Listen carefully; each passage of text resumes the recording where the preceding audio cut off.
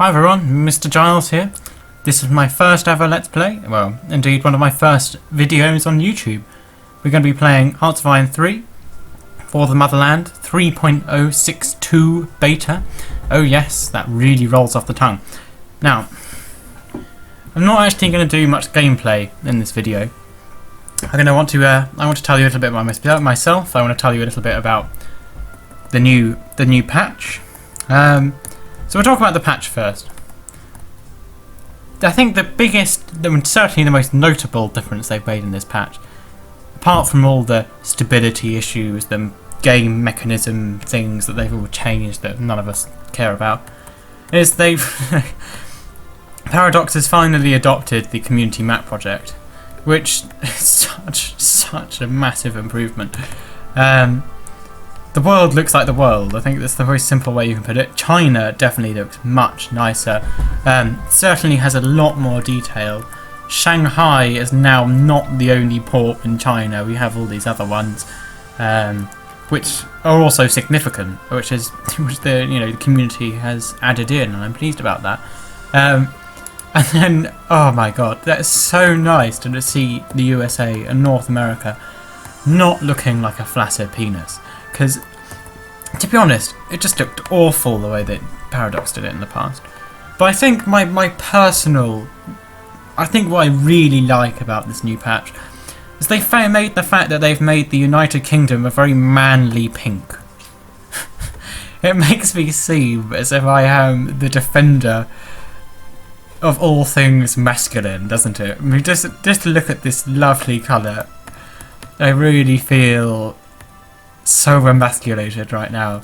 But I am playing the United Kingdom. Morris, I do blame you for this actually. And the reason I'm doing this is because I like the UK. It's a great nation. There's so much diversity in what you can do. You can focus on the Navy, you can focus on the Army, you can focus on the Air Force. You can go for sort of nibbling tactics, which is actually something I quite like to do. You can go for sort of a strong elite army or a sort of large sort of basic army, and you just have a lot of variety, which is also why I'm starting with the 36 scenario, because I want a long time to build up. I want a long time to prepare for war, which is good. And I said I was going to tell you a little bit about myself. I think, as my name suggests, my name is Giles. So, Mr. Giles being the most ambitious of names. But it is ironically something which was one of my nicknames at school, and I quite like it. So, I'm 18. I finished my exams today. How about that? I am so hyper, and that's probably part of the reason I'm doing this video right now. You have no idea how nice it is to have finished college. It's just so... 2 years of crap at Worthing College. Oh yes, I'll find you where I live. I live in the Hearts of Iron province of Brighton. I clicked on the wrong one. Brighton. I live about here, which is actually in a town called Worthing, which is probably about the most depressing place you could ever go in your whole life, to be honest. But yeah, it's great. We have a great college. I'm so glad to be leaving there. So, university next year, hopefully, the grand University of Cambridge. That is where I aspire to get into, and with all luck, if my grades go the right way, I should get in. So, yes, that's a bit about myself. I have grade 8 trumpet. I like music. I like history, etc. I could just, like I say, it's a good way of doing this. I could just list things about myself. And as I expect, all of you that have ever read anything I've ever written, is that I like to ramble a lot. I like to go off topic. I like to put a lot of extraneous, unnecessary detail in. As you've probably noticed in this video already, and I did actually record another video before this, quite embarrassingly, but the amount of rambling was so bad that I decided not to do that. I just got a text. That's very nice of me. So, yes, enough is enough, I think. So what I like to do to start with is sort out my intelligence tab, because the 36 bookmark does seem to have some really rather odd choices. Spies in Austria and Albania. Bit debatable what purpose they serve, I think. Ireland, perhaps historical, but not particularly interested. Mongolia, certainly. Oh look, yes, we really need spies here. No, we're getting rid of these because it's all just a big waste of leadership. They're just going to get these spies killed. We have no need for that, really. So I'm putting my highest priorities on Japan, Italy and Germany. Obviously, as my 3 biggest enemies, they are the ones I need to worry about. I have a good starting national unity, sorry. But what I am going to do is I am going to raise it. But if I start finding spies in my country, I am going to put it back to the counter-espionage mission, just to make sure that the numbers of Axis spies don't get too much. Politics. Britain starts out with some alright politicians, actually. George V, obviously the king. He's good, I like him. It's pity he dies so quickly. Neville Chamberlain is actually not a bad armament minister. I don't like the way they always call it armament minister. I mean, I know Hearts of Iron is a war game, but we really should have economics minister or something. What I don't understand is Winston Churchill. Not a figure who donated much to the field of nuclear research. But yeah, apparently he is a theoretical scientist. I don't agree with that, but I'm going to leave it as Neville Chamberlain for now because I like having those little consumer good bonuses. They're good. It means I can invest more on other things. Stanley Baldwin, leadership modifier. Definitely want that. I'm going to also appoint Sir Hugh Dowding, simply for historical reasons, and also the other name just sounds a bit stupid.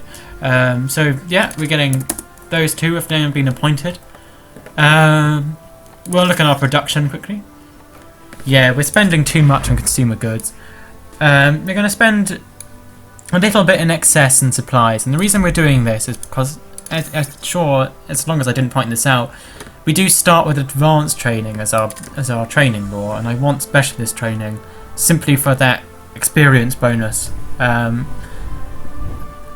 I need the money. I only think it's 108 money to do that. So yeah, that's what I'm going to do. So we're going to invest a little bit more in supply so I can sell them for profit. Reinforcement needs to go down, and I am going to put a lot in upgrades. I know lots of people are like, oh no, you're investing too much, but I think for Britain it's a necessity, because the reason for this is that the majority of Britain's ships actually start with absolutely terrible air defence stats, and most importantly, look at this, aircraft carrier anti-aircraft, none. None, and these are bad as well. But more importantly, destroyers and light, well, not leaden. These ships, very bad, very bad. They have no anti-air defense at all, and we really need that if we're going to fight Japan. So, for now, we're just going to put a 4 parallel 2 serial run of convoys and a 2 parallel run of escorts. We're going to be convoy rated a lot. And we need to invest in that. The other thing we're going to do quickly is just add some radar stations to Dover. Sorry, I'm using a different camera because it's less laggy on fraps. We're going to put some in Malta, and we're going to put some in Singapore as well. I mean, these places are sort of absolutely vital for me to hold. These extremely strategic locations. Obviously, if they get to Dover, I'm fucked as it is. I'm not going to stop them once they are on the British Isles. But the Royal Navy should help with that.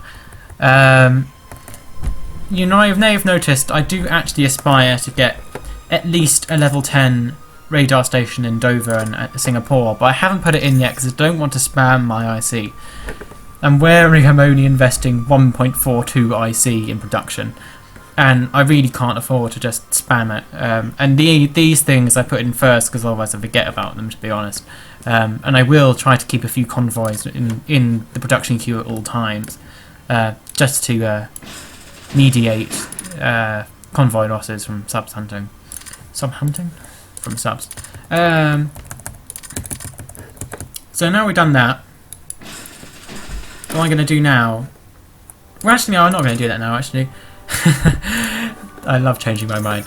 I'm going to sort out research. Well, technology. This seems like the logical sort of things to do. You know, I've sorted out my other tabs. I might as well sort out technology. So we're not going to be investing much in espionage or diplomacy. I'm not looking to get any coups going.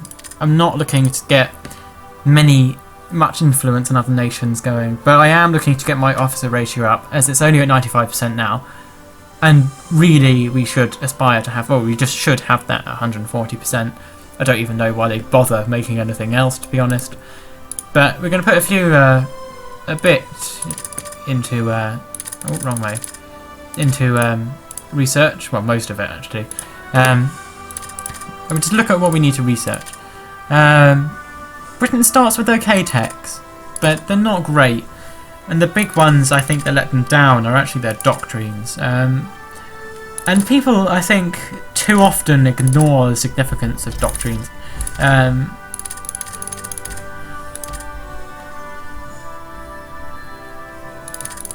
They do actually give you very big bonuses. It's just that they aren't quite as apparent as they're just not, their effects are not quite as apparent as actual techs. You know, you don't see your tech level increasing or anything like that. Neither do you get an attack or defense modifier, but they do help a great deal. So I'm just chucking in the basic techs here. I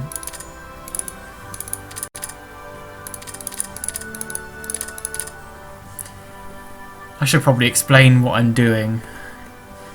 These ones are mainly affiliated with increasing my electrical engineering theory.